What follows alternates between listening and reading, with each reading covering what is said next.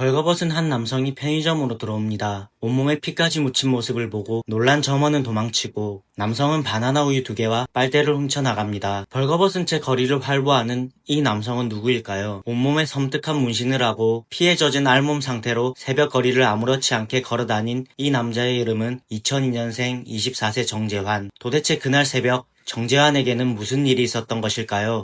경북 경산의 한 아파트. 집안은 말 그대로 피로 물든 참혹한 현장이었습니다. 정재환과 함께 술을 마시던 한 남자가 흉기에 무자비하게 공격당해 처참하게 숨져 있었죠. 단지 술자리 싸움이라기엔 너무나 잔혹했던 그날 밤, 사건의 전말을 하나씩 짚어보겠습니다. 숨진 피해자는 평소 친구들 사이에서 별명이 부처라고 불릴 정도로 온화한 성격의 소유자였습니다. 덩치도 크고 싸움도 잘하는 편이었지만 단 한 번도 남에게 먼저 시비를 건 적이 없었고 오히려 싸움이 나면 가장 앞장서서 말리던 사람이었죠. 정재환은 평소에도 사소한 일에 불같이 화를 내며 폭력적인 성향을 드러내곤 했습니다. 남들에게 과시하는 것을 좋아하고 조금이라도 자신의 자존심을 건드리면 극도로 공격성을 노출하는 인물이었죠.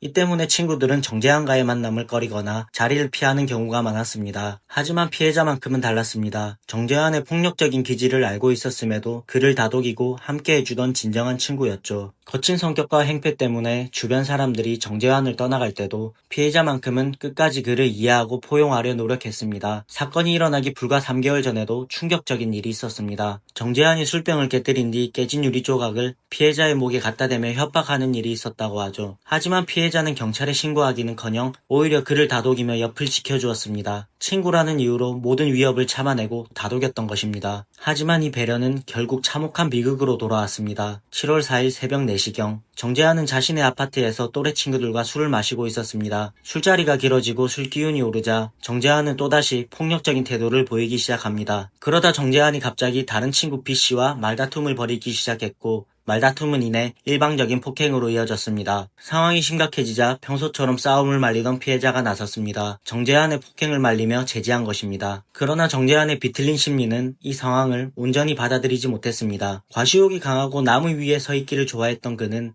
감히 자신을 지적하고 제지했다는 이유만으로 자존심이 상했다고 느꼈죠. 분노를 주체하지 못한 정재환은 주방으로 달려가 흉기를 찾았습니다. 그가 흉기를 들고 난동을 부리기 시작하자 처음 폭행을 당하던 친구 B씨는 극심한 공포에 황급히 도망쳤습니다. B씨가 겨우 현장을 벗어난 사이 정재환을 끝까지 믿고 이해하려 했던 피해자는 잔혹한 폭력을 혼자 감당해야만 했습니다. 정재환은 첫 번째 흉기로 피해자를 공격하다 흉기가 손상되자 망설임 없이 주방으로 가서 두 번째, 세 번째 흉기를 가져왔습니다. 3개의 흉기를 바꿔가며 공격을 이어간 것입니다. 쓰러져 저항할 힘조차 없는 피해자의 전신에 40차례나 흉기를 휘둘렀습니다. 이 범행은 제한 목적을 완전히 벗어난 극단적인 폭력성이 만든 과잉살해, 즉 오버킬 행위였습니다. 피해자가 숨지기 전 도움을 요청하려 친구들에게 걸었던 통화 녹음에는 끔찍한 비명이 그대로 담겨 있었죠. 피해자가 죽어가는 동안 정재환은 휴대전화를 들어 바닥에 고여있던 피와 피해자의 모습을 사진으로 찍어 남겼습니다. 지인과의 영상통화에서 피범벅인 살해 현장을 보여주며 장난을 치고 웃기까지 했습니다. 그러고는 피해 젖은 옷을 벗어던진 채 알몸으로 집을 나섰습니다. 편의점에 들어가 바나나 우유 2개와 빨대를 훔쳐나왔고 놀란 편의점 알바생은 즉시 경찰에 신고했습니다.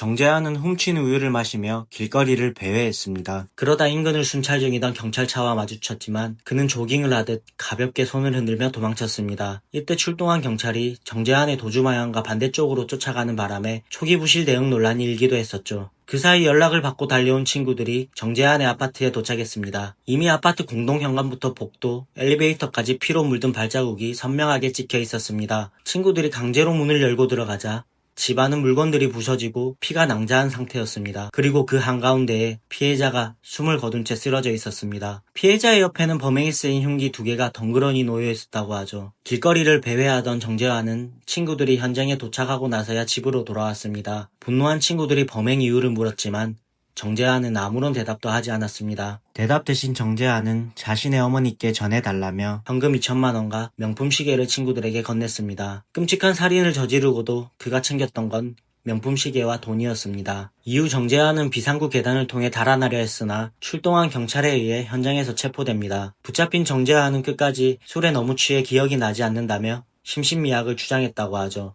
하지만 사법당국의 판단은 단호했습니다. 경찰은 범행 수법의 잔혹성, 피해의 중대성, 그리고 확실한 물증들을 바탕으로 신상정보공개심의위원회를 개최했습니다. 그리고 정재환의 신상을 대중들에게 공개했습니다. 사건을 넘겨받은 검찰은 정재환의 심신미약 주장을 일축하고 2026년 7월 30일 정재환을 살인 및 상해 혐의로 구속 기소했습니다. 재판에 넘겨진 정재환은 법의 엄정한 심판을 기다리고 있습니다. 모두가 떠나갈 때 끝까지 자신을 이해해주고 옆을 지켜주던 친구. 그 친구를 살해한 뒤 알몸으로 여유롭게 거리를 거닐었던 정재환. 과연 법은 자신을 아껴주던 친구를 살해한 이 악마에게 어떤 형량을 선고하게 될까요? 그때 그 시간에 오늘은 여기까지입니다.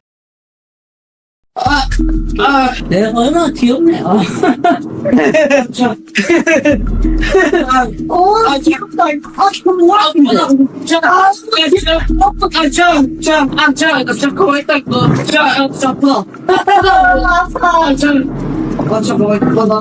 내가 튀어오려고 앉아보였게.